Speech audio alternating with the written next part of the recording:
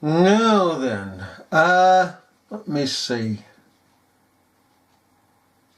Yeah, this carries on for Ian Paisley, the man in his message as he was in his day, and he loved the term doctor.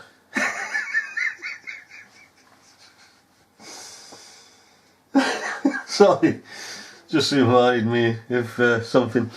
He loved the term doctor.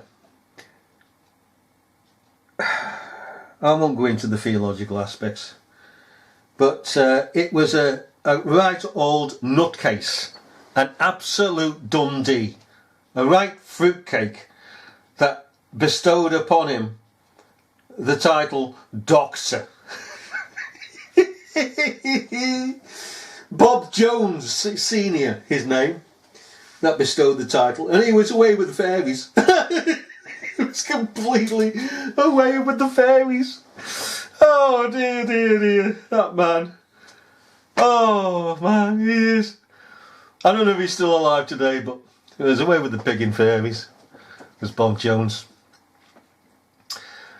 Right, this is William McGrath again. Okay, the one whom Paisley banned from attending a church service because of what the missionary had said about him. Okay,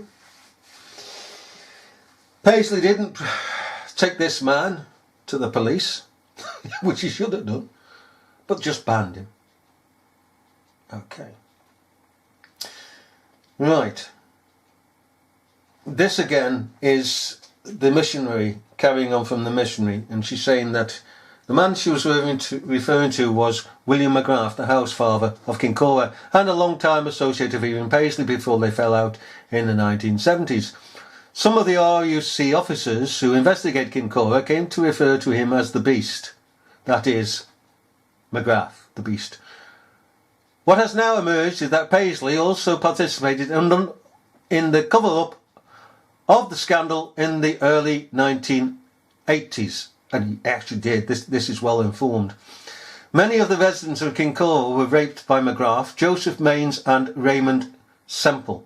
These are the persons within Kincora.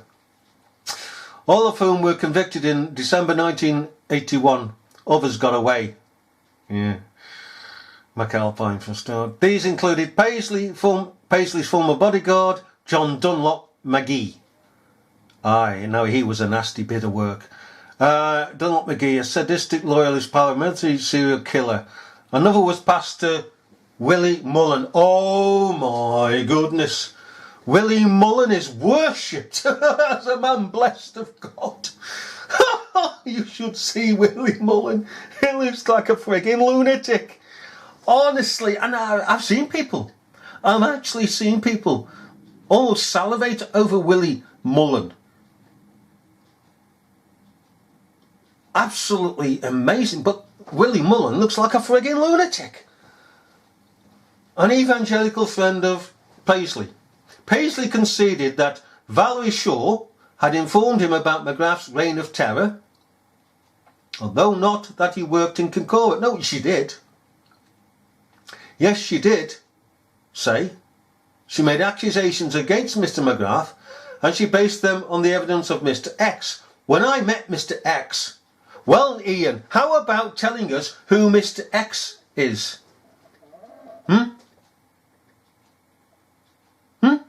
You're a Christian, aren't you? He would not miss Mr. McGrath, and of course, I did the only thing I could do. I put Mr. McGrath from taking part in an orange order, not reporting to the police, orange order service in my church.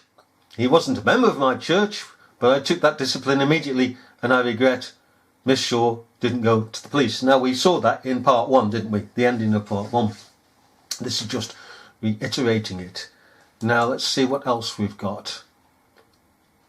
Okay. Shaw, however, had gone to the ROC, but had received no help. Shaw also informed 2 senior figures at the church, who warned her Paisley would destroy her if she persisted in her campaign. Now that I also accept. and wasn't a very nice man, this Paisley. Shaw's efforts to engage Paisley lasted a year and a half, after which she left the church in disgust. By the way, this information comes from Kincora abuse victim Richard Kerr, names MPs and celebrities, news article, November 2017. Okay, again, Kincora abuse victim Richard Kerr, names MPs and celebrities, news article, November 2017. Now we've got another one later on. Let's see what we have after this.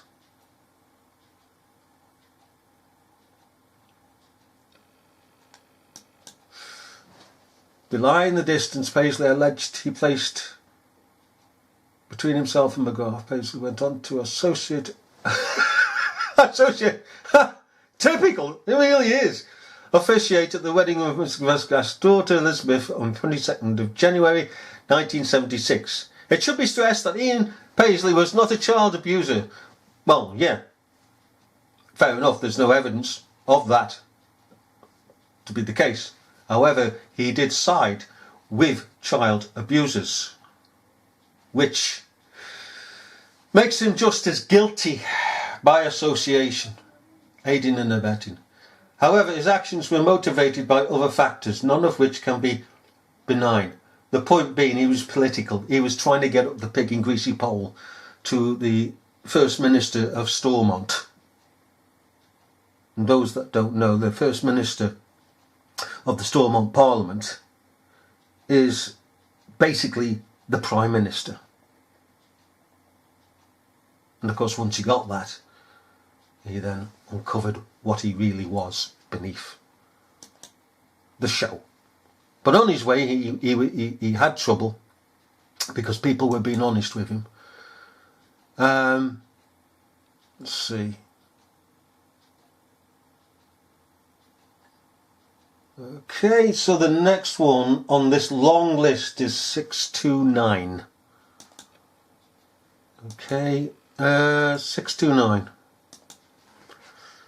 Let's see, 6230. Oh, that was the... Right, Cumberland Hotel, Marble Arch. This is it.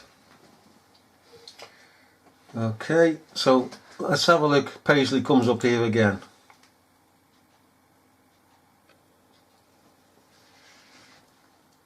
Let's have a look. One evening, Kerr was at the bellhop station at the Cumberland Hotel when a colleague from the hotel's cafe strolled across and told him someone was looking for him. Right. The visitor turned out to be Ian Paisley. Kerr's recollection of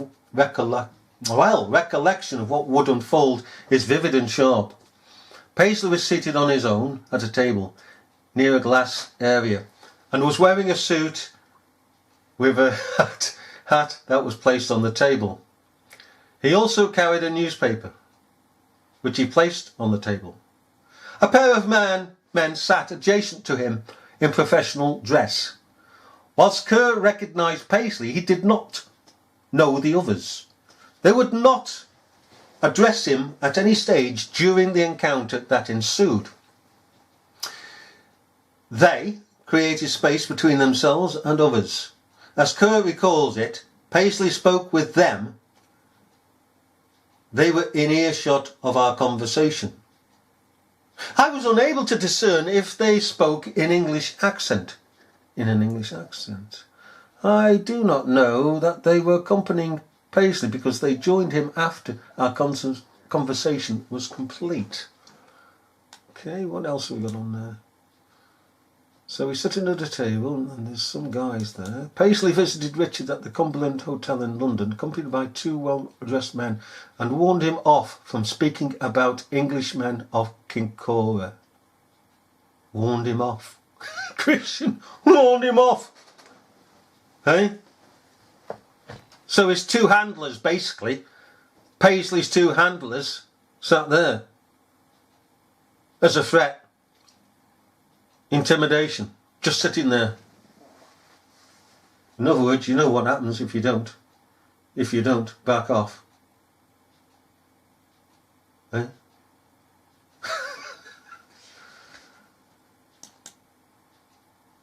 Huh?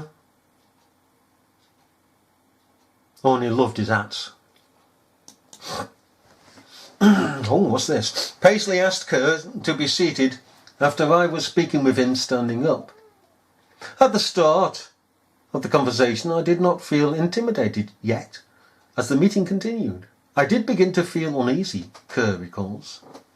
Paisley knew he had been at Kincora and instructed him that if he was questioned by the police, he was not to mention anything about Englishmen at Kincora. I wonder what Englishmen he's referring to. Right, Mountbatten. Kerr was dumbfounded and responded, "What?"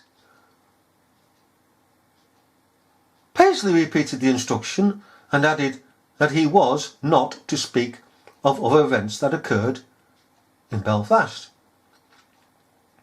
I nodded my head. No verbal communication was made. The encounter only lasted about 10 minutes. Paisley left with the two men. I then went back to the Bell station, slightly disturbed, and I did not respond to any other bellboy's question. To another bellboy's question of the encounter. Eh?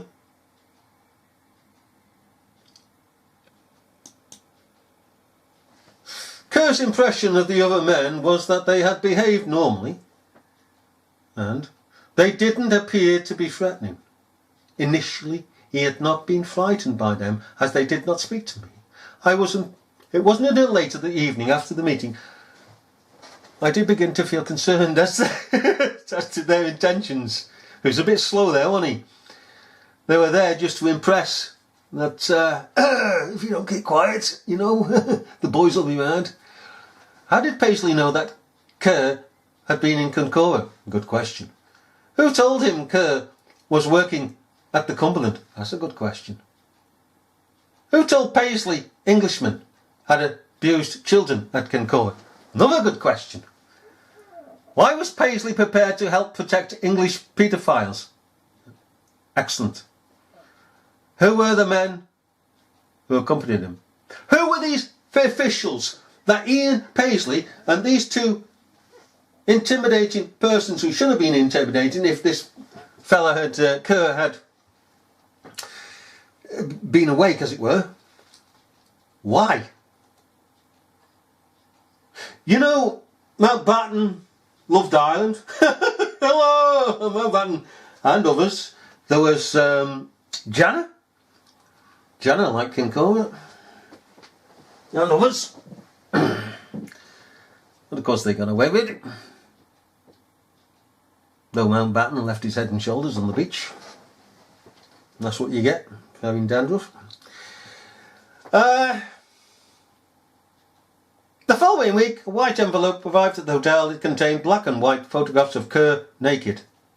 The manager of the hotel, Mr. Gardner, showed them to Kerr, who was deeply embarrassed and made an excuse that they must have been posted by a jealous ex-girlfriend. Gardner let Kerr know that he was not pleased but did not dismiss him. So they tried to get back at him by sending photographs to his manager, Mr. Gardner.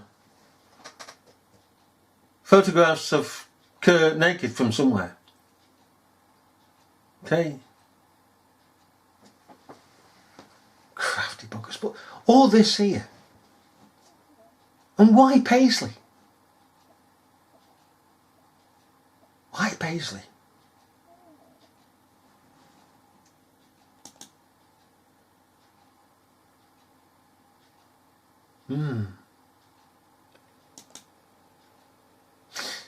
Oh, here we are. Clint Massey, another Kincora survivor, revealed in 2015 that there was loads of people over from London.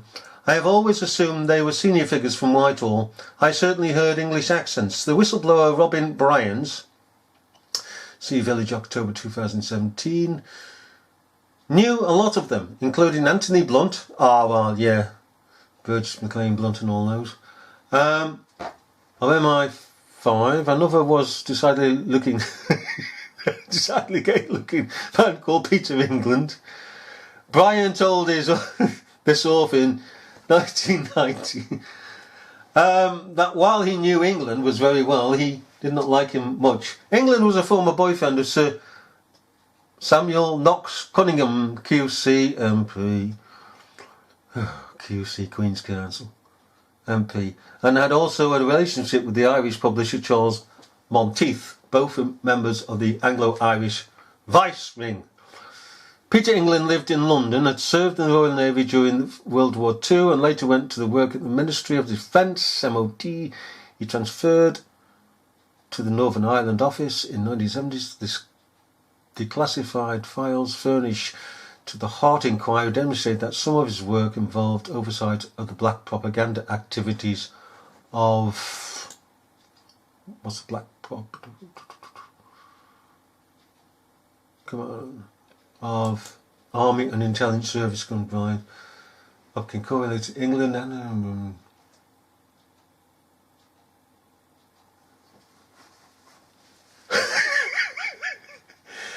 the Army and Intelligence Services. Okay, according to Brian's, the main thing to do with covering up Kincora related to England. This analysis makes perfect sense because England one had died in 1978 and therefore could not be named without fear of libel action. But more so keeping it quiet, really. Let's see now. 2, had a criminal record. He had been arrested and convicted for obscene behaviour in a London toilet. Hello, Tony. Hello, Blair. Just like Tony Blair. Number 3, his exposure would have blown the Kincora cover up wide apart. This is the point. Wide apart, for it would have demonstrated knowledge of the scandal at the highest level of the NIO and made nonsense of the claim that Kincora was an isolated aberration. The late Merlin Rees, a former Secretary of State for Northern Ireland, worked with England at Northern Ireland office. In his Northern Ireland memoirs, Rees described how England was a man of wide experience at the MOD, whose work over the next 3 years in Belfast was to prove invaluable, though the physical stress of the job may have contributed to tragically early death, 1978. Moreover, he had said that England was a hard taskmaster, but at the same time he always showed concern for those working in the office. I'm not going to go on with that. I mean, you could say clearly England showed more concern for the staff than for the children he abused. By the time of his death, Bryans recalled that England had let himself go and was become scruffy. Now, the point being here, the central point here is death. This person had to be dealt with. Isn't it very, very unusual, could we use the word, that when a scandal is blown in this particular area of child buggery, that the person, the pinnacle of it all, dies? Ever stop to think about that? Here it is again. 1978. Some years back now, he died. So he couldn't be put on picking trial for this lot. So his mouth was shut, because he might have retaliated and said, "Oh, I've had enough of this. I'm going to bring you buggers down with me." Just like Elm Guest House. Hey? All those papers. Hello, Kitty. We're sleeping, walking, living down. Oh, sorry. That's you, that is. Isn't it, moles? Kincora, all those papers. And if Carol Cassia had been allowed to live, what would she have told? But she wasn't allowed to live. Think about this. Right? Equally. Jimmy Savile's toddling along, doing his runs, fit as a fiddle. Fit as a fiddle. He's been investigated. It's upon the pinnacle of the investigation that he's going to be literally charged. Now, what is the establishment going to do? Oh shit. I mean, here's a fellow here, well documented, well investigated. This has to go. He has to go. Because if he gets done, if he goes in the dock with all these picking cases, he's going to be found guilty of one of them. He's going to blast the establishment to high heaven. He's going to go, the Royals had this and the Royals had that and this MP had that and Prime Minister had that and this. The whole thing would have been blown. He had to go. Why do you think he died? At that certain time and not before. Too hot to handle. Max Clifford. No, I don't care what the papers say. I don't care. Because they're lying buggers. And the establishment are lying buggers. That's the nature. And they cover things up and they leave things out. They twist things so that we get the wrong impression. Max Clifford died in prison.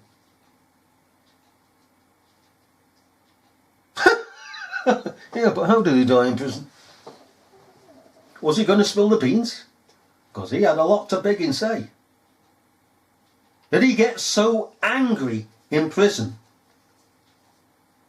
that he expressed it to his lawyers that he was going to spill the beans? He had to go. Dr. David Kelly, he had to go.